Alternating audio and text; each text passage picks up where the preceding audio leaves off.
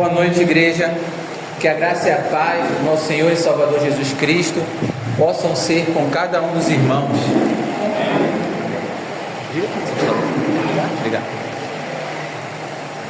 Amados, hoje nós começamos o nosso estudo propriamente dito da carta aos Hebreus. Começamos hoje, temos um caminho muito longo pela frente, mas certamente um caminho muito proveitoso. A carta aos Hebreus é uma carta muito rica, maravilhosa, e eu tenho certeza que muita coisa os irmãos vão aprender com essa carta. Lembrando que isso não é uma pregação, não é um culto de domingo à noite, tá? É uma aula da escola dominical. Então, se tiver dúvida, comentário, pode fazer, que não atrapalha, só enriquece.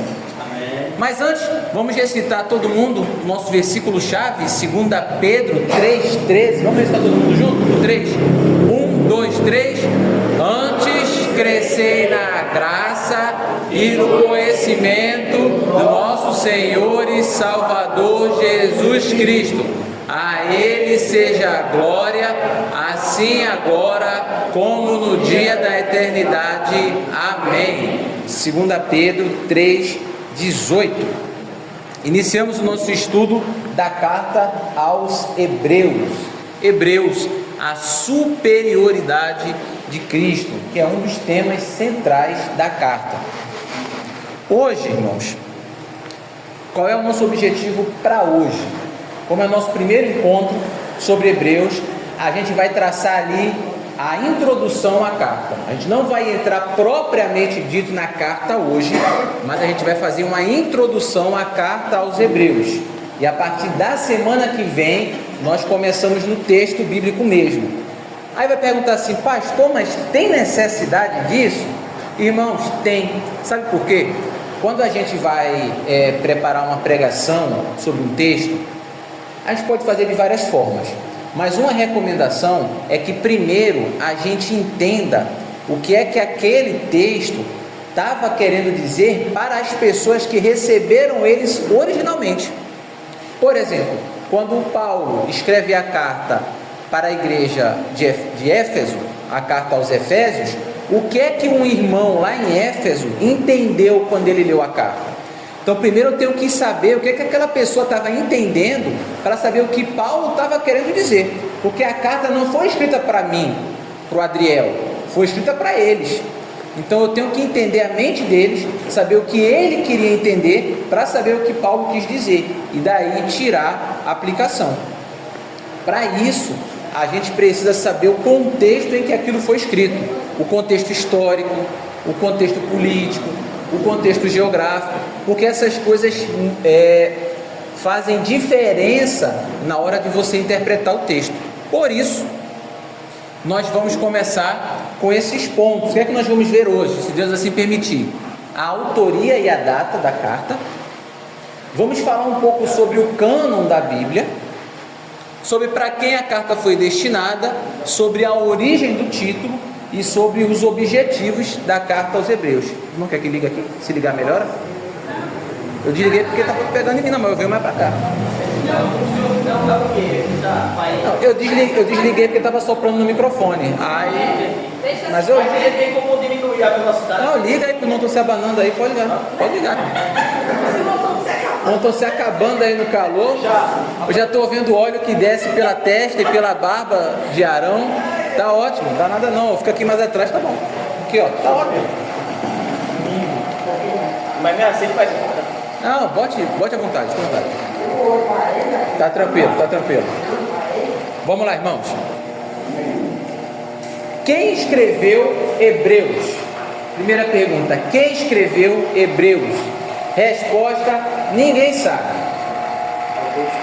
Ninguém sabe quem escreveu esta bendita carta. É um mistério. Nós sabemos que ela foi escrita ali mais ou menos do ano 60 ao ano 70 depois de Cristo.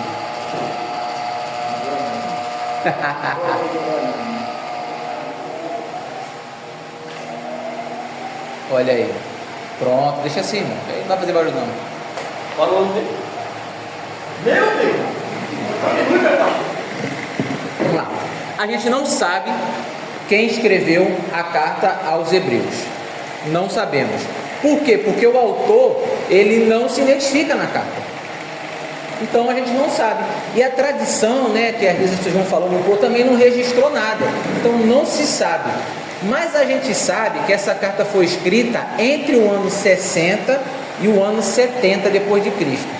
Aí vem a pergunta: pastor, se vocês não sabem nem quem escreveu, como vocês sabem quando ela foi escrita?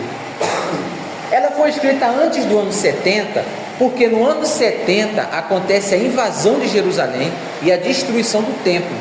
E na carta aos Hebreus, o autor fala dos sacrifícios que estavam acontecendo no templo. Então, se os sacrifícios ainda estavam acontecendo no templo, o templo não tinha sido destruído. Logo, isso foi antes do ano 70. E a gente sabe que foi depois do ano 60, porque o autor vai falar que a igreja estava passando perseguições. E houveram duas perseguições, uma logo no comecinho e uma no ano 60. E o autor também fala que eles não ouviram essa pregação direto de Cristo, que eles aprenderam ensinado por outras pessoas. Então, se eles aprenderam ensinado por outras pessoas, o autor não foi ali um dos primeiros a se converter. Provavelmente ele se converteu posteriormente. Então, ele deve ser de uma geração depois daquela primeira perseguição. Então, a perseguição que teve depois da primeira é a perseguição do ano 60. Por isso, entende-se que essa carta foi escrita entre o ano 60 e o ano 70 depois de Cristo. Ninguém sabe quem foi que escreveu, e já no século II o pessoal ficava debatendo sobre quem tinha escrito essa carta. Tertuliano, esse rapaz aí do século II, ele achava que tinha sido escrito por Barnabé. Segundo ele, quem escreveu foi Barnabé. Tem um documento chamado Fragmento Muratoriano.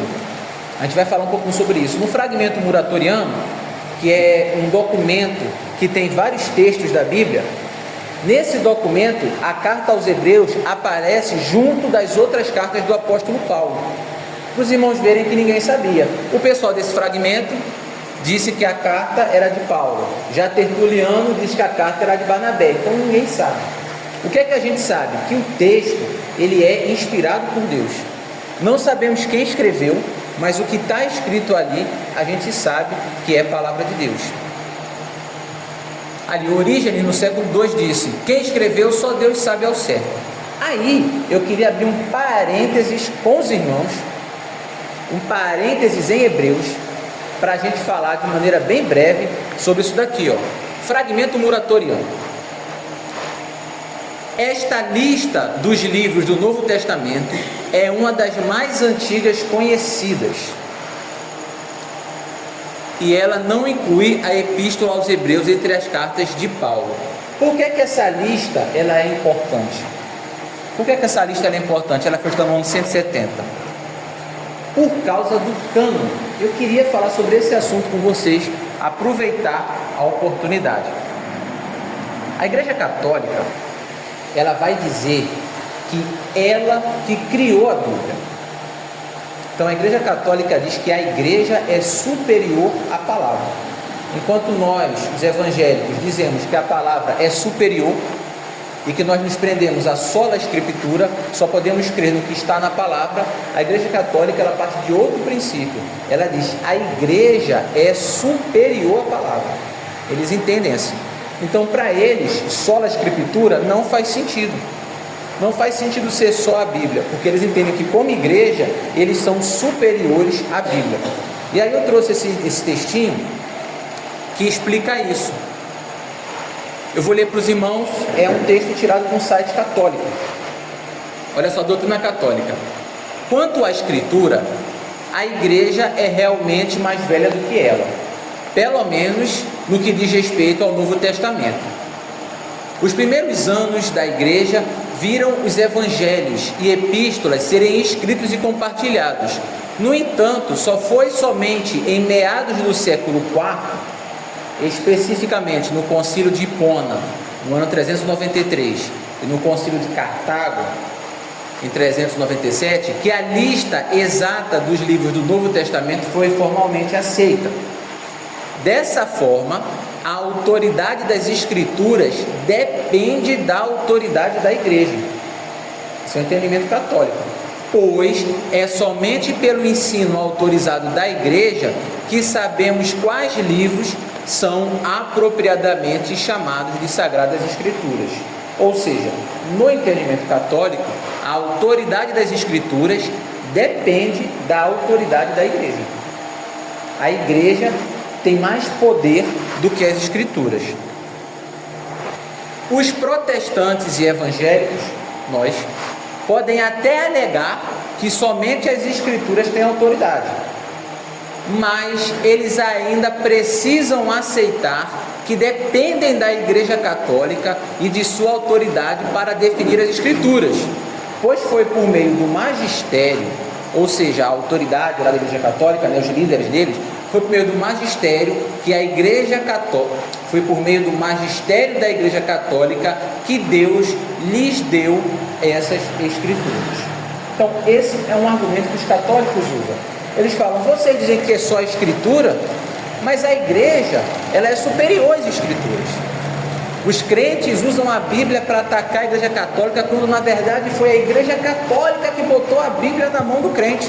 Se não fosse a Igreja Católica, não haveria Bíblia. Como vocês estão querendo usar a Bíblia para nos atacar, se nós é que demos a Bíblia para vocês? Se não houvesse Igreja Católica Apostólica Romana, não haveria Bíblia. Esse é o ensino católico. E aí a gente está aqui para aprender. É bom a gente entender que essa história contada por eles, ela realmente é uma história. Ela não condiz com os fatos. Porque, veja bem, a reunião que os católicos fizeram, ela acontece em 393 depois de Cristo. Mas já no ano 170 você já tinha uma lista dos livros do Novo Testamento. Então como é que foi a Igreja Católica que fez, se já haviam listas anteriores a isso? A verdade, irmãos, é que a igreja, ela sempre reconheceu os textos que eram escritos. Realmente, no primeiro século, os textos bíblicos ainda estavam sendo produzidos. Então, ainda estavam sendo escritos os evangelhos, depois as cartas, e as igrejas não tinham acesso a todo o material. Tinha igreja que tinha uma cópia de uma carta aqui, outra cópia de uma carta lá, mas as igrejas começaram a correr atrás disso. Imagine, se a gente é do primeiro século, e aí a gente guarda aqui atrás as cópias que a gente tem, e de repente a gente tem 1 Tessalonicenses, mas não tem 2. E aí o pastor Anderson fica sabendo que lá em Juazeiro do Norte tem uma igreja que tem essa cópia de 2 Tessalonicenses. A gente ia fazer o quê? Ia juntar a igreja, a gente ia levantar uma oferta, falar, pastor, vai lá, ou então manda alguém para viajar até essa igreja, chega lá, encomenda uma cópia e traz para a gente, para que a gente possa ter também a cópia. E as igrejas, elas iam trocando a cópia dos livros da Bíblia. Os livros, eles eram bem conhecidos entre as igrejas. As igrejas conheceram os livros. Você tem relatos de vários registros dos livros da Bíblia. O que é que aconteceu? Doutrinas heréticas se levantaram. Falsas doutrinas se levantaram. Nós estamos lendo Pedro e depois a gente vai para as cartas de João. E a gente vai ver que uma das doutrinas que estava se levantando era o gnosticismo. Na época ainda chamado de proto-gnosticismo. E essas doutrinas, elas traziam textos falsos, como nós vamos ver um aqui. Vamos ver aqui, eu acho que é o Apocalipse de Pedro. Elas traziam esses textos falsos. E aí a igreja, que funcionava muito de forma individual, chegou um momento que ela falou assim, gente, a gente precisa fazer uma reunião e formalizar os livros da Bíblia. A gente precisa fazer de forma formal, porque não dá para continuar funcionando as igrejas de forma independente. Aí tem que formalizar isso como uma resposta ao mundo. Por exemplo, por que os batistas têm uma declaração de fé? A nossa regra de fé e conduta é a Bíblia. A declaração de fé é uma resposta para quem está de fora. É para explicar para quem está de fora, não é para a gente. A gente não se rege pela declaração de fé dos batistas. A gente se rege pela Bíblia. A declaração é uma explicação para quem está de fora. Você que está de fora quer conhecer os batistas? A gente criando isso daqui, ó. Foi o que a igreja fez. A igreja cria uma lista de livros como resposta aos gnósticos, estavam trazendo vários livros.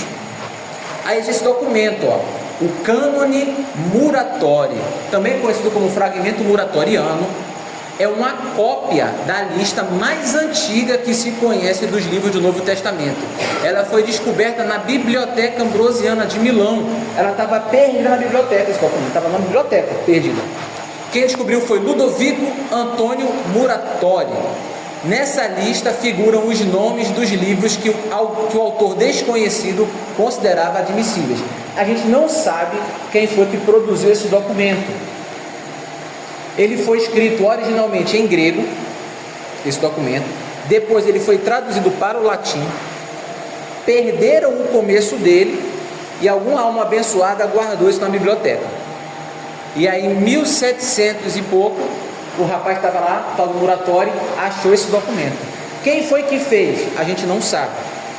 Se foi um pastor de uma igreja, se foi um diácono, a gente não sabe. Mas ele é um retrato do que pelo menos algumas pessoas daquele lugar pensavam. Vamos ver o que é que esse documento fala. Olha só. Essa é a lista do Novo Testamento.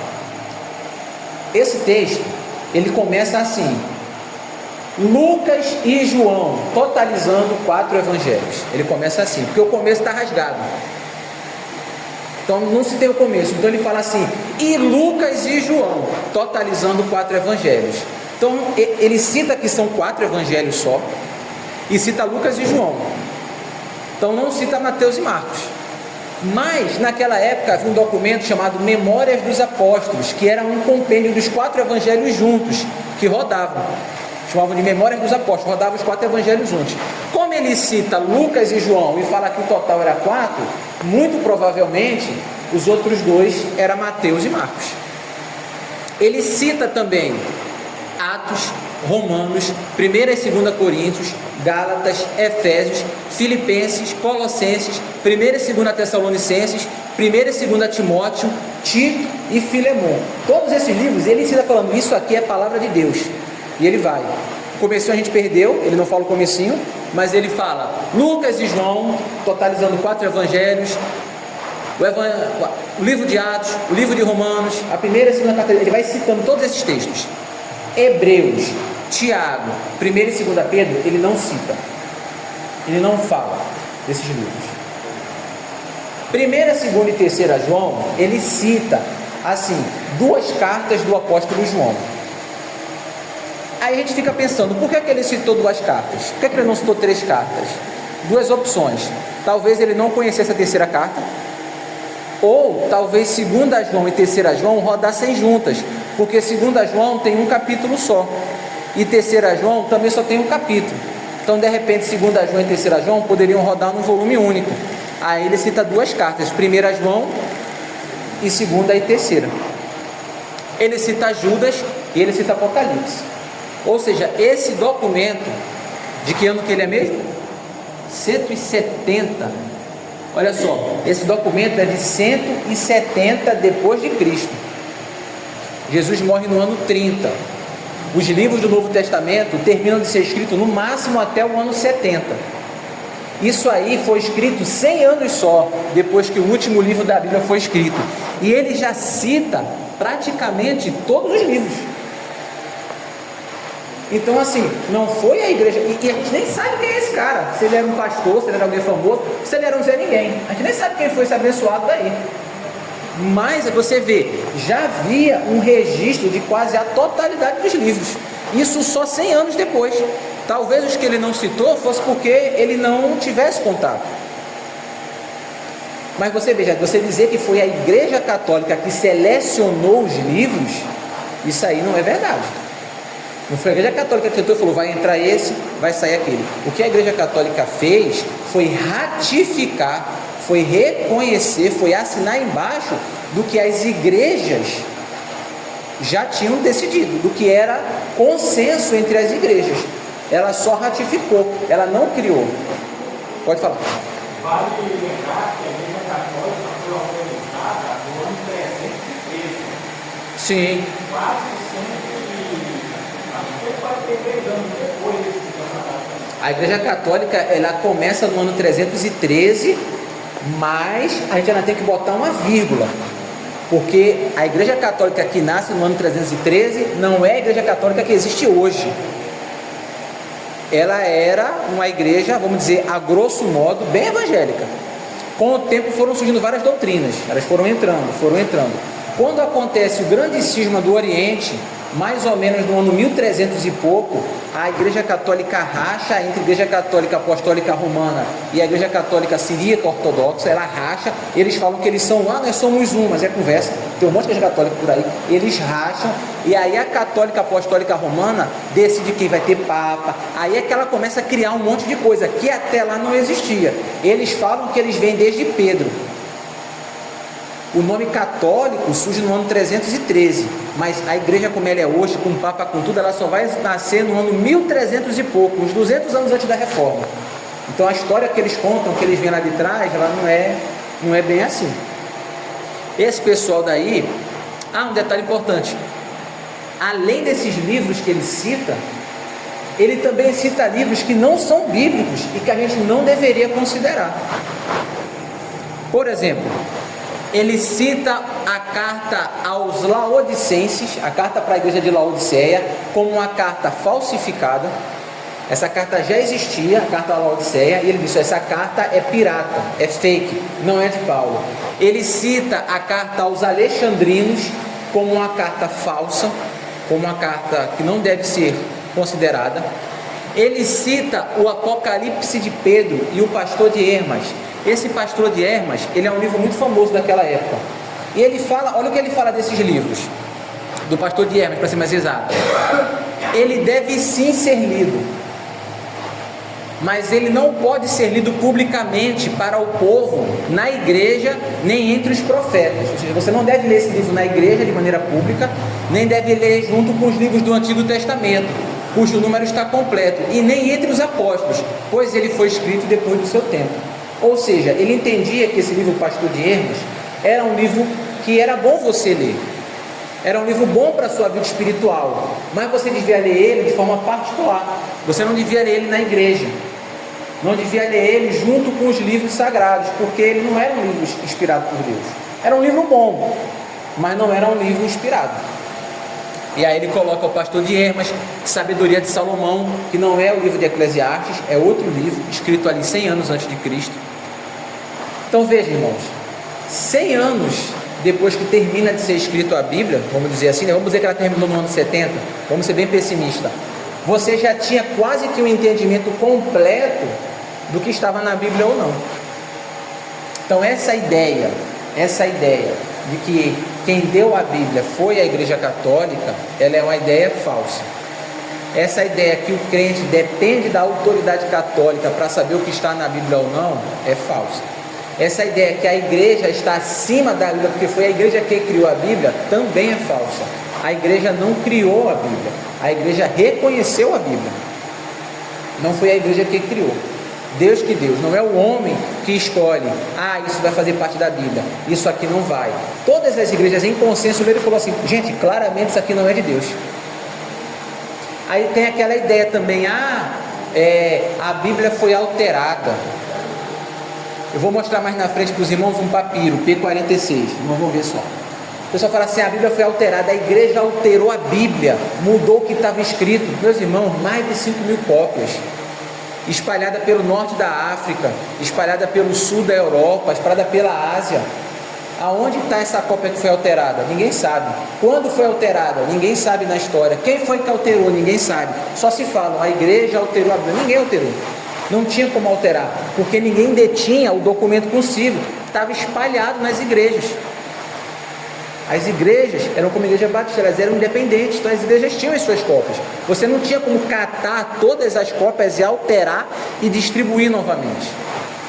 Haviam sim cópias de más qualidades, cópias de qualidade ruins, que algumas pessoas descartavam. Por exemplo, o número da besta. Quem lembra qual é o número da besta?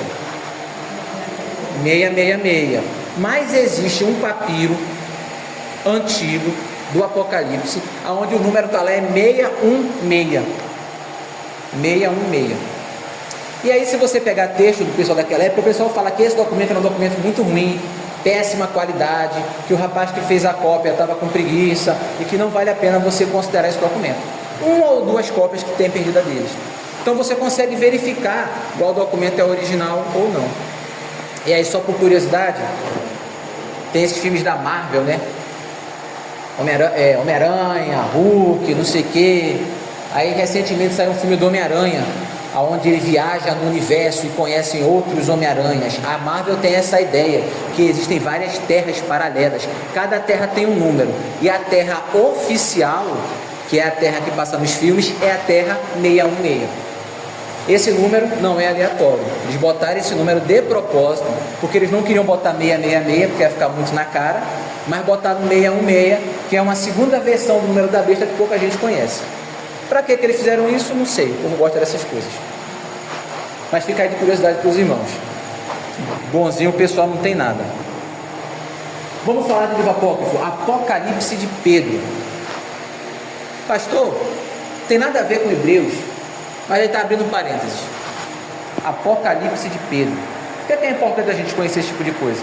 Porque os irmãos vão ver que muito do que a gente acredita, às vezes, não vem da Bíblia. Vem de tradições, vem de, às vezes, de livros apócrifos. Vem de livros apócrifos. Agora me fugiu a memória, que eu adianto alguns áudios da leitura da Bíblia, eu não sei se a gente já falou isso. Nós já comentamos sobre a questão do livro de Enoque? Não? Então a gente vai comentar mais na frente. Deve ser nos próximos dias. Vai falar sobre o livro de Enoque, um livro apócrifo, e a gente vai ver que existem algumas teorias que alguns da igreja defendem até hoje, que vieram desse livro, que nem é um livro cristão. Está gravadinho já o áudio, só esperando o dia certo de sair. A gente tem que gravar com antecedência, né? Porque a gente pegar uma gripe e passar um dia sem gravar, a gente não atrasa a leitura. Opa, Deus abençoe. Ah, ótimo. Apocalipse de Pedro. Irmãos, esses livros aí, se os irmãos forem no Instagram, vão falar assim: livros que a igreja quer esconder de você. Joga no Google, você baixa tudo em PDF. Nada secreto, tudo fácil de você achar, tudo vende na Amazon, não tem nada que escondido. Apocalipse de Pedro. O Apocalipse de Pedro, ele é um discurso de Cristo ressuscitado, Cristo narrando como é o céu e como é o inferno. A história é essa: Cristo contando como é o céu e Cristo contando como é o inferno.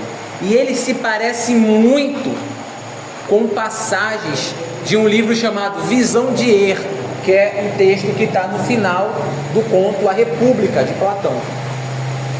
Então, quando você lê Platão e você vai ler o Apocalipse de Pedro, você vê que é muito parecido, como se o autor desse livro tivesse baseado em Apocalipse de Pedro.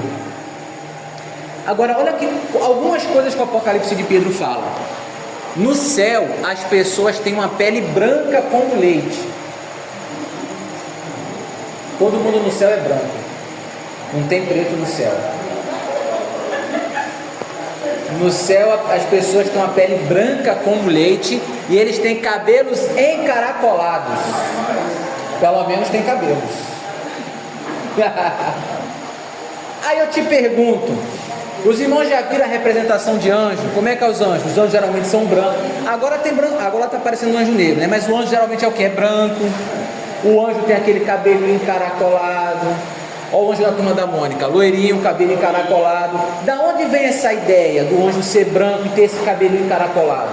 Vem daí, do Apocalipse de Pedro. Não vem da Bíblia, vem daí. O Apocalipse de Pedro, ele foi base para muito do que a iconografia medieval produziu. Muitos dos desenhos feitos na época da Idade Média vieram inspirados no Apocalipse de Pedro. Aí tem gente vendo anjo aí, anjo branco, anjo louro, dos olhos azuis, baseado em Apocalipse de Pedro. Outra coisa: no inferno, os pecadores são torturados por demônios. Olha o exemplo ali do Tom e Jerry. O Tom vai para o inferno e quem está torturando ele com o tridente é o demônio. essa ideia de que o demônio está no inferno torturando os condenados não está na Bíblia. A Bíblia não fala que o demônio está no inferno. Quando o diabo vai falar com um Deus ali em Jó, Deus pergunta: de onde você veio? E ele fala: passear pela terra. Ah, mas o diabo é o pai da mentira, ele podia estar mentindo. Tá, mas se ele tivesse preso no inferno, primeiro, Deus não ia perguntar de onde ele veio.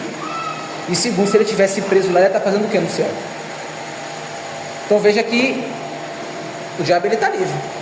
O demônio e seus anjos não estão aprisionados no inferno.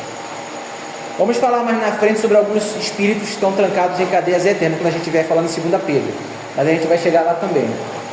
Já está gravado esse áudio também. Vamos chegar lá. Mas veja, os espíritos malignos não estão presos no inferno. A Bíblia fala que o inferno foi feito para o diabo e seus anjos. Eles serão jogados no lago de fogo e enxofre. No futuro, não estão lá ainda. Eles não estão lá.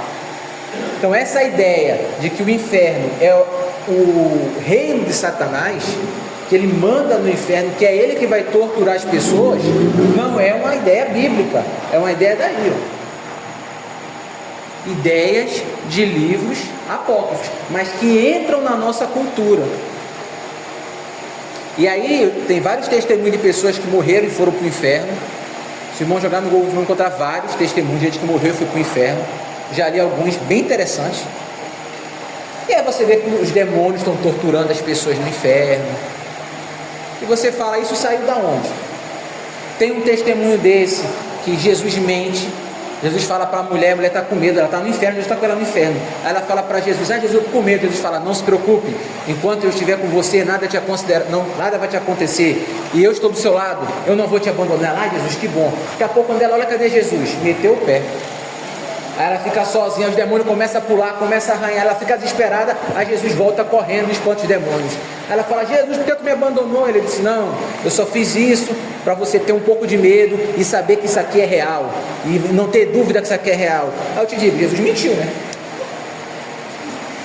Ele falou que não ia embora, depois ele se adiantou, Jesus mentiu. Só aí, meu amigo, esse Jesus é que você está seguindo, eu não sei quem é.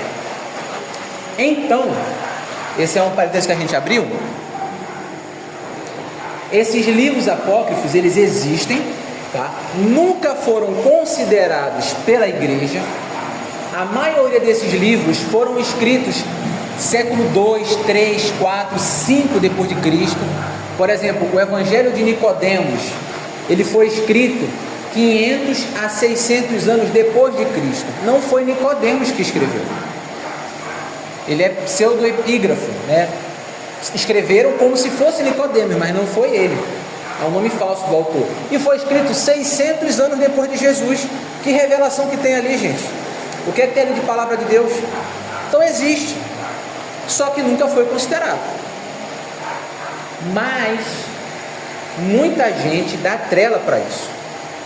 O gnosticismo, por exemplo, ele existe. Ele começa ali na época do apóstolo João. Quando a gente começar a ler a carta de João, semana que vem, a gente vai ver que João escreve para combater o gnosticismo. João luta muito com isso. E ainda hoje, eles trazem essas ideias desses falsos evangelhos, como segredos que estão na Bíblia e que a igreja tirou da Bíblia, com medo que vocês descobrissem a verdade. E aí eu fui nesse site aí, Gnosis Brasil, onde você pode baixar os evangelhos. Inclusive tem assim: coloque aqui seu CEP para achar uma sede perto de você. Aí eu botei o CEP de Pitimbu. Descobri que tem um em João Pessoa. Não é que tem perto da gente mesmo? Então o erro está aí, meus irmãos. O erro, ele continua. Eu conheço, os irmãos, a gente às vezes fica muito na bolha evangélica e a gente pensa: isso é besteira. Irmãos, não é besteira. Eu conheço gente que mergulha nessas coisas. Eu tenho um amigo em Cristo, ou era um amigo em Cristo, não sei mais o que ele é, um irmão na fé, se converteu, foi para a igreja firme, se batizou, era professor de escola dominical, evangelizava, saía para a rua, trabalhava muito. Hoje ele é judeu. Como que ele deu essa cambalhota na fé, eu não sei. Está com o entendimento todo equivocado. Tive colegas que eram praticantes de magia negra, de bruxaria, participavam de uma ordem chamada Astrum Argentum, Estrela de Prata, que dizem que era a mesma ordem que aquele rapaz que cantou Nasci há 10 mil anos atrás, não fugiu o nome dele, Raul Seixas. Dizem que o Raul Seixas entrou nela e saiu, e que o Paulo Coelho fez parte dessa ordem também. Inclusive ele me mostrou um documento da filiação do Paulo Coelho, assinado lá por ele quando ele fez parte dessa ordem. Uma ordem que ensina magia, que ensina ocultismo, que usa muito dessas fontes, e essas coisas elas existem e as pessoas vão por esse caminho. E às vezes esses ensinamentos entram na igreja de forma muito suave, e a gente às vezes está pregando o evangelho misturado com essas coisas. Voltando para Hebreus, fechando esse nosso parênteses, quem se acredita muito que escreveu Hebreus foi o apóstolo Paulo, mas tem um motivo muito forte para a gente acreditar que não foi Paulo. 2 motivos. Primeiro motivo, não tem aquela saudação de Paulo, né? Paulo, apóstolo de Jesus, Paulo sempre começa assim, não tem. E segundo, olha lá, o autor de Hebreus diz ter recebido o evangelho de outras pessoas. Nós já lemos Gálatas. Paulo fala que recebeu de Jesus. Paulo explica isso muito bem. Ele fala: o que eu ensino para vocês eu não aprendi de outro homem. E o autor de Hebreus fala que a fé dele foi confirmada de outros homens. Vamos abrir lá? Hebreus 2:3. Não que haja problema em aprender evangelho com outras pessoas, não que haja problema em sua fé ser confirmada e você ver que aquilo é verdade por outras pessoas. Só que Paulo disse que o caso dele é diferente. Então como é que foi Paulo que escreveu isso? Hebreus 2:3. Quem abriu pode ler, por favor. Pode ler em voz alta. Ninguém? Eu vou escolher alguém então. Sendo assim, nós escaparemos do castigo e desprezarmos uma salvação plena. Certo. Primeiro, o próprio Senhor Jesus anunciou a salvação, e depois aqueles que a ouviram e provaram que ela é verdadeira. Ou seja, ele fala assim: primeiro Jesus anunciou a salvação, e depois as pessoas que ouviram. Ou seja, ele não está entre as pessoas que ouviram Jesus. Essas pessoas que ouviram fizeram o quê? Provaram a salvação, né? Ou seja, ele não está entre as pessoas que ouviram de Jesus. Ele sabe que Jesus pregou, e as pessoas que ouviram a pregação de Jesus confirmaram que aquilo ali é verdadeiro. Ele não é uma das pessoas que ouviu a pregação direta de Jesus. Mas Paulo, ele fala e repete várias vezes: o evangelho que eu prego eu não aprendi de homens, eu me converti, eu fui para a Arábia, eu não fui falar com os apóstolos, depois de 3 anos eu me encontrei com Pedro, eu só passei 15 dias com ele, com Tiago, depois eu fui embora. Então ele várias vezes ele reitera que não recebeu o evangelho de homens, que ele recebeu o evangelho direto de Deus. Ele fala isso de maneira muito clara. Por isso, muita gente fala: poxa, ele não pode ser o autor de Hebreus, porque o autor de Hebreus fala que aprendeu o evangelho de homens, e Paulo fala que aprendeu o evangelho de Deus. Esse é um argumento muito forte para não ser o apóstolo Paulo. Aí tem outras coisas, por exemplo, o melhor grego do Novo Testamento é em Hebreus. Assim, em termos de literatura, em termos de português, bem escrito, frase bem construída, tempos verbais bem empregados, o melhor é de Hebreus. Quais são as principais teorias sobre os autores? Tertuliano acha que foi Barnabé. Por quê? Porque Barnabé, ele era levita, ele era da tribo de Levi. E a carta aos Hebreus, ela vai falar muito sobre o sacerdote. Ela tinha um conhecimento muito profundo, o autor dele tinha um conhecimento muito profundo sobre a tradição judaica, sobre como funcionava o sacerdócio, sobre o templo. Então talvez fosse um levita. Por isso, suspeita-se de Barnabé. É só suspeita, não tem nenhuma prova, nenhuma evidência, é só palpite. Também no século II, Clemente de Alexandria, ele achava que poderia ter sido Lucas que escreveu. Lucas aprendeu ali com Paulo e Lucas pode ter escrito. Lucas é um médico, um rapaz letrado, estudado, poderia ter sido Lucas. Martinho Lutero achava que poderia ter sido Apolo, porque Hebreus, ele é muito sofisticado nas explicações dele. E Apolo, a Bíblia fala que ele era um homem que tinha uma explicação muito boa, tanto é que o pessoal pega ele para ensinar ele para pregar. E aí por isso Lutero acha que foi ele. E esse rapaz aqui, ó, Adolf von Harnack, acha que foi Silas, porque ele era amigo de Paulo. Esse rapaz aí também levantou a teoria de que foi Priscila. Teria sido a única mulher que participou da escritura da Bíblia. Só que esse rapaz aí, o Harnack, ele é adepto da teologia liberal. O que é a teologia liberal? É uma teologia que não crê em milagre, que não crê que Jesus ressuscitou. Então, não é um pessoal muito crente. Então, quando ele fala que acha que foi Priscila, penso eu que é mais fácil ele estar querendo vestir uma agenda feminista do que ele realmente achar que Priscila pode ter escrito. Não que ela não possa ter escrito, mas é que não há um argumento. Só empurrou para dizer que tem uma mulher na lista. Mas são as principais teorias que os irmãos vão encontrar sobre quem escreveu Hebreus. No fim das contas, não faz diferença. Não faz diferença. Porque a igreja sempre entendeu que aquele texto, ele é inspirado por Deus. Pergunta, para quem Hebreus foi escrito?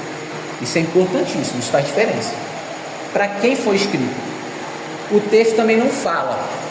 Ele não fala, eis que eu estou escrevendo para este povo. Mas ele dá dicas. Olha as dicas.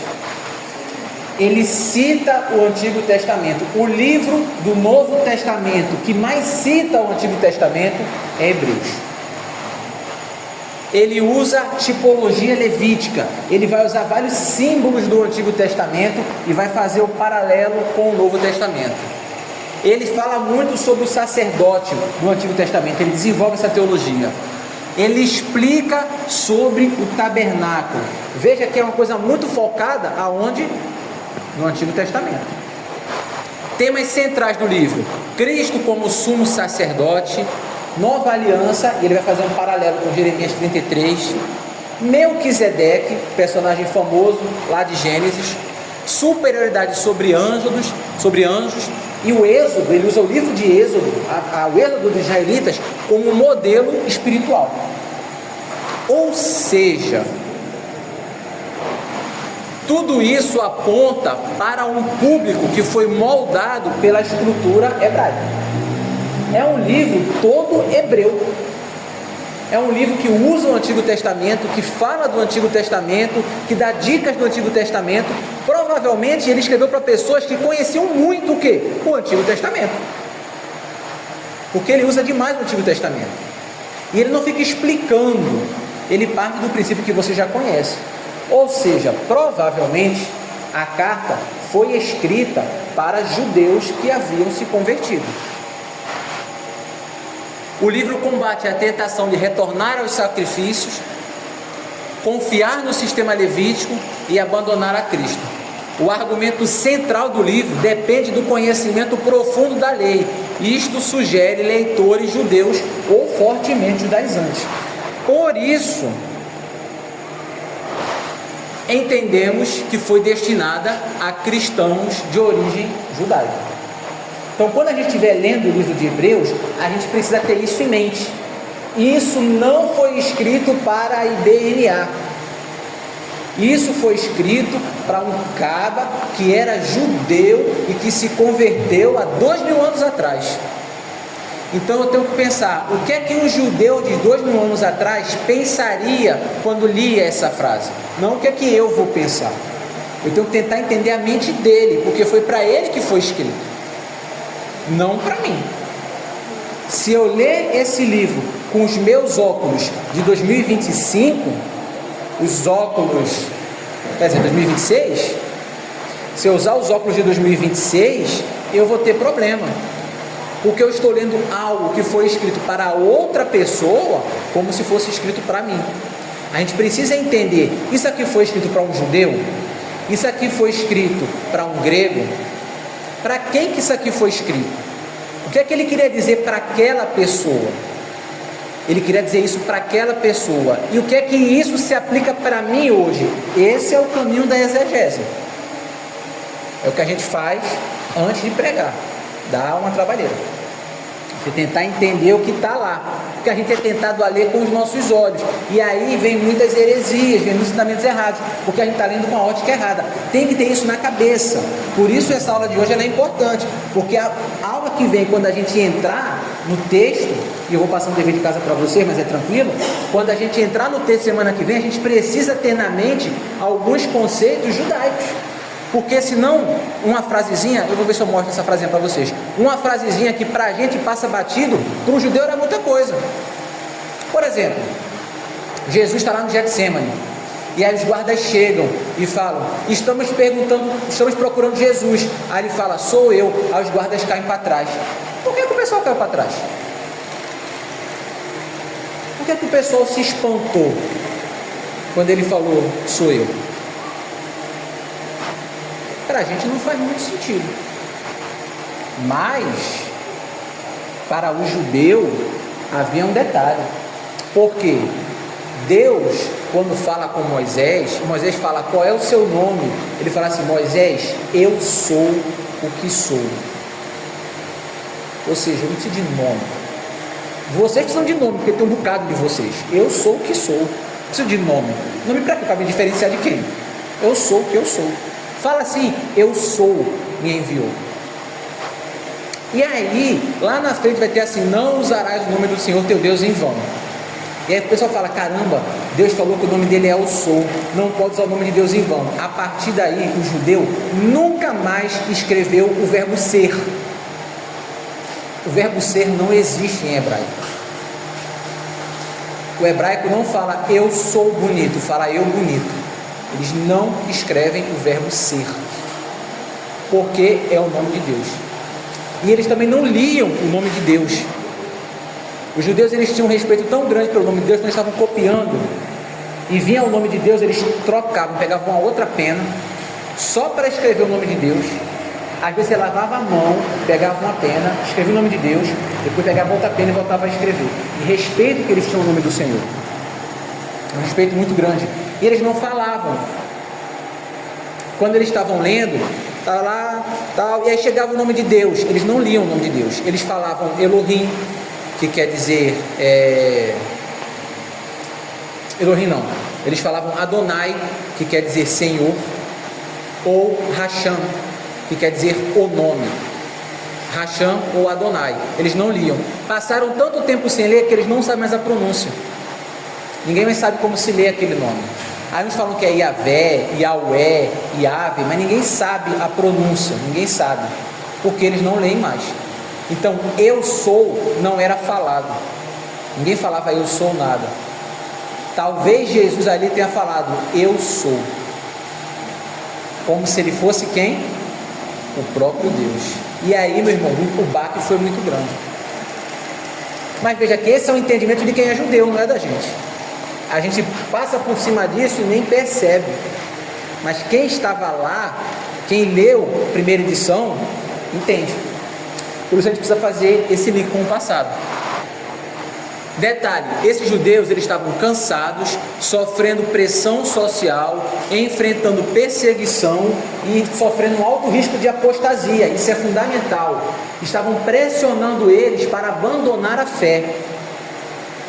Por que é importante entender isso? Porque a gente vai chegar em Hebreus 6, um capítulo que muita gente usa para defender que o crente pode perder a salvação. E para a gente entender que o capítulo não está dizendo que o crente perde a salvação, está dizendo justamente o contrário, a gente tem que entender que ele estava sendo escrito para o judeu que estava sofrendo risco de apostasia. Por isso que o contexto é diferente, é importante. Eu sei que essa aula ela é uma aula mais chata, a gente não está onde a gente queria, a gente quer, vamos para Hebreus, pastor, eu quero que eu consiga pegar fogo, mas é importante esse preâmbulo, para a gente ter isso em mente. Quem deu o título aos Hebreus? Não sabiam que os livros da Bíblia não têm título? Os livros originalmente não tinham títulos. Por exemplo, os Pentateucos, né, os primeiros livros da Bíblia, Gênesis, Êxodo, Levítico, Deuteronômio, os títulos dele em hebraico é a primeira palavra. Gênesis é Bereshit, Deuteronômios, Devarim, e por aí vai. É a primeira palavra mesmo. Por exemplo, Gênesis é no princípio, Bereshit, é o título do livro, Bereshit. Aí, acho que em Números começa assim, e o povo andou, o título do livro, e o povo andou. É assim mesmo, em hebraico, o título dos livros é a primeira palavra. No Pentateuco é assim. Quando a gente está em português, o pessoal dá uma mudada. Gênesis, que é o começo, Levíticos, que fala de Levíticos. Hebreus foi a mesma ideia. Pensaram assim, bem, claramente isso aqui está sendo escrito para o povo judeu. Então vamos chamar o livro de Hebreus. Não vamos chamar de judeus para não confundir com a religião judaica. E aí chamaram de Hebreus. O título não foi o autor que deu. Quem criou o título foi as pessoas que usaram. E aí eu queria mostrar, já estamos encerrando, um dos manuscritos mais antigos que contém a carta aos Hebreus é chamado Papiro 46. Ele foi feito entre o ano 175 e o ano 225 depois de Cristo. Os irmãos têm noção do que é isso? Se a gente pegar a data mais atrás para Hebreus, anos 60, e pegar a data mais para frente desse papiro, 225, a distância dessa cópia para o original são só 165 anos. Nós temos um documento que é uma cópia. Essa cópia foi feita 165 anos depois do texto original. Depois que Paulo, ou sei lá, Barnabé, um dia Barnabé sentou na cadeira dele e escreveu Hebreus. 165 anos depois, alguém fez essa cópia. E nós temos essa cópia. Ah, pastor, 165 anos é muito tempo. Não é não. Não é não. Os irmãos conhecem Platão? Já ouviram falar de Platão, né? Todo mundo ouviu falar de Platão, filósofo lá, tal. A gente estuda Platão no ensino médio. Platão viveu 5 séculos antes de Cristo. A cópia mais antiga que a gente tem de Platão vem de 9 séculos depois de Cristo. 5 mais 9, 14 séculos. A cópia que a gente tem de Platão mais antiga foi produzida 14 séculos depois, uns 1.300 anos depois. Alguém critica Platão? Alguém duvida do texto de Platão? Alguém fala que Platão não existiu? Alguém fala que o original do Platão não é aquele? Ninguém discute isso. E a cópia tem 1.300 anos de distância do original. A nossa só tem 165. Na pior das hipóteses, é uma diferença absurda. Fora a quantidade exorbitante de cópias que a gente tem. E aí, vamos ver ele? Já a gente vai ver ele. Eu vou mostrar esse papiro para vocês. Um resumo de Hebreus, para a gente já encerrar. 4 pontos que a gente vai estudar em Hebreus. Primeiro ponto: a suficiência total de Cristo. Nada precisa ser acrescentado à sua obra. Aí você vai dizer: pastor, mas isso aí eu já sei, pastor. Todo crente sabe que não precisa acrescentar nada à obra de Cristo. Aí eu vou perguntar: não precisa acrescentar nada? Aí você vai dizer: não, pastor. Não precisa acrescentar nada a nada? Eu digo: não, pastor. Eu disse: e a santidade? A gente precisa acrescentar a santidade ou não? Porque a Bíblia fala que sem santidade ninguém verá Deus. A gente fala: pastor, é complicado. Pergunta boa para o concílio de igreja. Outro texto, outro tema: o cumprimento da antiga aliança. O Antigo Testamento ele não é descartado, mas ele é cumprido em Cristo. O que é que isso significa para a gente como igreja? Cristo não veio acabar com a lei, ele veio cumprir. Todo mundo fala isso, mas cumprir o quê? Aonde na lei fala assim: alguém tem que vir fazer tal coisa? Aonde fala? E se ele cumpriu, o que é que isso significa para a gente? Porque quando eu cumpro o ensino médio, eu recebo um documento.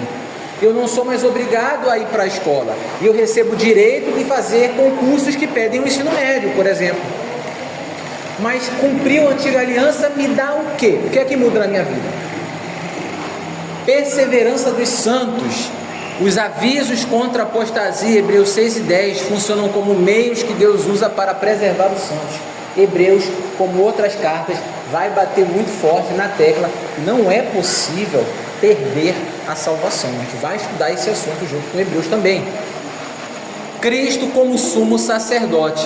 Hebreus vai trazer um dos maiores desenvolvimentos cristológicos do Novo Testamento e explicar realmente quem é Cristo, porque às vezes a gente não sabe realmente quem Cristo é.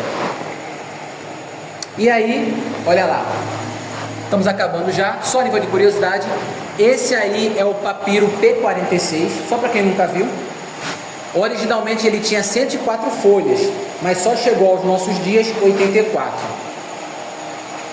Ele tem os últimos 8 capítulos de Romanos, ele tem o livro de Hebreus inteiro, 1 e 2 Coríntios quase todo, ele tem Efésios, Gálatas, Filipenses, Colossenses e 2 capítulos de 1 Tessalonicenses.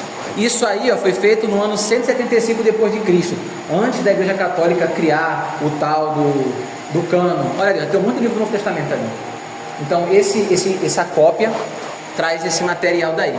Nós temos essa cópia, tá?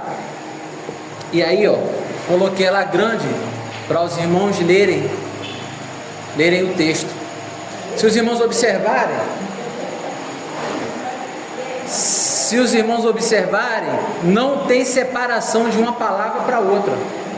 É tudo colado. Termina uma palavra, começa a outra. Ali, tudo. A primeira linha é uma linha completa. Vai direto. Cara feia essa, mano. Cara feia. Não tem separação de palavras. Por quê? Porque era caro você escrever. Uma página dessa, uma página de papiro, estima-se que na época do Novo Testamento, ela custava mais ou menos 1 mês de salário. Então você escrever uma página dessa, você precisava daí de um salário mínimo. Imagina como não era caro você fazer uma cópia de um livro, não era barato. Então vamos economizar papel, não vamos colocar espaço. E aí, meus irmãos, se tem uma palavra na Bíblia, numa época onde uma folha custava um salário mínimo, se aquele abençoado botou aquela palavra ali, é porque aquela palavra ela é importante, ela não está lá para enfeitar. Aí só a nível de curiosidade, vamos separar as palavras da primeira fila. Tem 1, 2, 3, 4, 5, 6 palavrinhas. Aí, depois eu vou disponibilizar para os irmãos. Tem aí o texto digitado no computador, bonitinho. E depois que ele chega nesse formato, ele é traduzido. Olha lá. E fui descido num cesto por uma janela na parede, e assim escapei das mãos. É necessário gloriar-se, embora não seja proveitoso. Isso é o texto de Coríntios, quando Paulo fala que desceram ele por uma janela, tal. Essa primeira frase aqui vermelha é justamente ele falando: eu fui descido por um cesto através da janela. Não, Exatamente o que eu ia ler, não deixou, né, meu irmão? E aí, olha só. Cadê?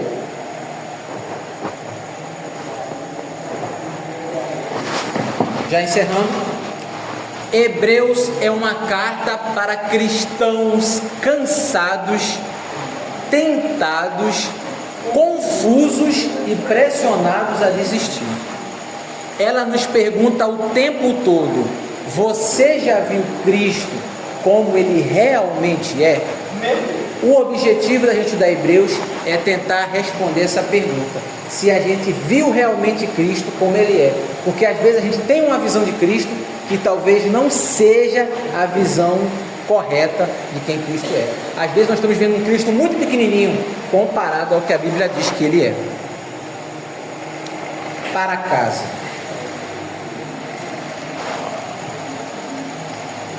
Para casa, os irmãos vão estudar esse material daí. Como nós não temos revistas da IBD, os irmãos não vão ler revista, mas os irmãos vão ler a Bíblia. Mas não é muita coisa não. Olha só o dever de casa qual é: ler os textos listados e procurar compreender a relação em destaque com o texto de Hebreus 1. Veja, o dever de casa não é ler o texto, é ler o texto e tentar entender a relação com Hebreus 1. Então vamos lá, vou explicar direitinho. O irmão vai ler Hebreus capítulo 1, versículo 1. Um versículo só, tá? Hebreus 1, verso 1. Depois o irmão vai ler Evangelho de João, capítulo 1, do verso 1 ao verso 18. E aí o irmão vai tentar entender a relação com esse texto. Qual é a relação que esse texto tem? Deus falou pelo seu filho. Então o irmão vai ler esse texto daqui, pensando nessa frase, Deus falou pelo seu filho, e vai tentar encaixar essa frase nesse texto e aqui em Hebreus 1. Entendeu? Depois o irmão vai ler Colossenses 1, do 15 ao 20. Qual é a frase? A supremacia de Cristo na redenção. E tentar encaixar essa frase nesse texto e em Hebreus 1. Não é para fazer nenhum trabalho, é só para o irmão tentar entender, ver se o que o irmão está lendo aqui te traz algum pensamento sobre o que está escrito aqui. É esse o exercício. Depois Gálatas 4, do 1 ao 7. A frase é só nestes últimos dias. Vê se o irmão consegue achar essa frase diluída dentro desse texto, e se alguma coisa que o irmão leu aqui com essa frase toca no teu coração quando você lê Hebreus 1. Depois lê o Salmo 2, o Filho entronizado e soberano. Depois Deuteronômio 18, 15 a 19, o profeta prometido.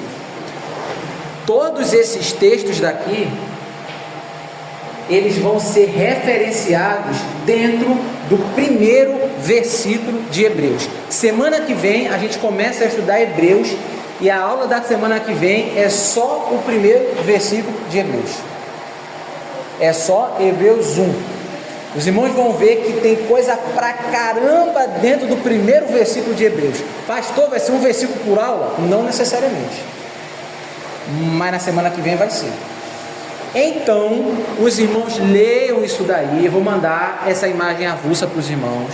Leiam esses textos em casa. Leiam Hebreus capítulo 1, verso 1. E tentem ver se acha alguma relação, porque nós vamos estudar isso semana que vem. Então, se o irmão já tiver lido em casa, quando a gente começar a falar aqui, você vai falar, poxa, eu li algo parecido com isso. Vai ajudar a clarear a mente do irmão. Dúvidas? Não, gente.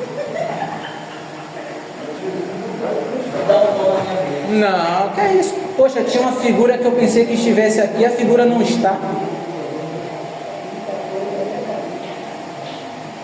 Poxa vida.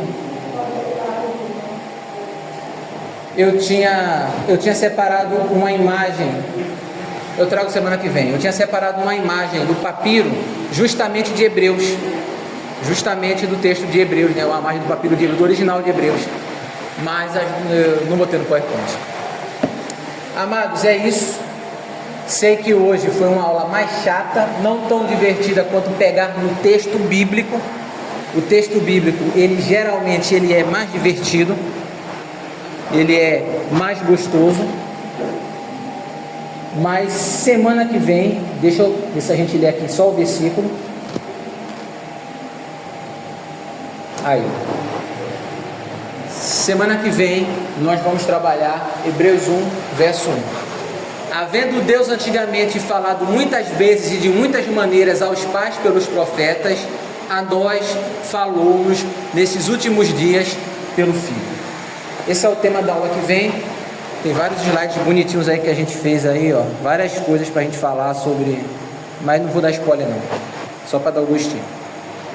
Semana que vem a gente lê. Eu vou separar esse material, depois eu vou disponibilizar no grupo, tá bom? Se não houver dúvida, vamos orar. Eu vou passar a palavra para o pastor. Então, pastor.